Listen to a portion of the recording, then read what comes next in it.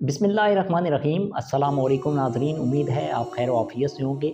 नाज़रीन, बहुत से लोग ऐसे हैं जो हमेशा कहते हैं कि हम मुताला करते हैं तो चीज़ें याद नहीं रहती, तो उसका क्या फ़ायदा मुताले का।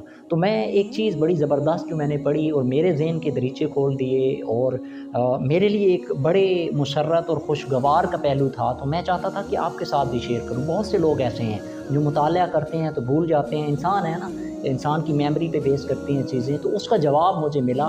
शेख सुलेमान अल-उदा अपनी एक किताब में लिखते हैं कि मैंने अपने शेख से शिकायत की कि या शेख, मैं अपनी किताब पढ़ता हूँ, मैं किताबें पढ़ता हूँ तो भूल जाता हूँ, तो इस पे मैं क्या करूँ, किताब पढ़ना छोड़ दूँ, क्या करूँ।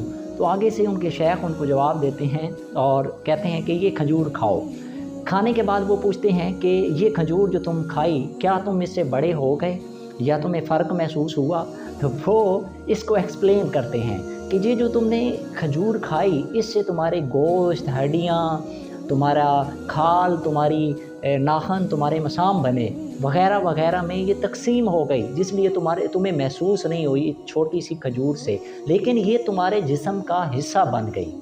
जितना ज़्यादा वो आहिस्ता-आहिस्ता वो चीज़ें रूटीन में हिस्सा बनती जाएँगी, तो उससे आपकी वो जिस्मानी जो बनावट होती है या जिस्म होता है, वो उसमें इज़ाफ़ा होता जाता है। इसी तरह अगर तुम मुताला करते हो तो जो इल्म हासिल कर रहे होते हो, अगर वो तुम भूल भी जाते हो, तो इसी तरह वो तुम्हारे जो इल्म की सूरत तुम्हारा इल्म बढ़ा देता है। कुछ इल्म तुम्हारा इल्म मुताला करने से इल्म बढ़ जाता है, कुछ से तुम्हारा जो है वो फ़िक्र बढ़ती है, कुछ से तुम्हारी ज़हन की जो और दरीचे खोलती है चीज़ें, और इसी तरह तुम्हारी ज़बान और तुम्हारे असलूब को बेहतर करती है। तो ऐसा नहीं होता कि जो आप मुताला करते हैं वो ज़ाया हो जाता है, बल्कि वो आपके जिस्म के अंदर जैसे खुराक डिवाइड हो जाती है, मुख्तलिफ़ हिस्सों में तक़सीम हो जाती है, इल्म भी इसी तरह आपके मुख्तलिफ़ दरीचे खोल देता है। वो आपका मुताला में इज़ाफ़ा हो, याद रहे ना रहे, वो आपकी फ़िक्र मज़बूत करने के हवाले से हो, या आपकी ज़बान और असलूब को, या लिखने या पढ़ने के असलूब को बेहतर करने की सिचुएशन हो,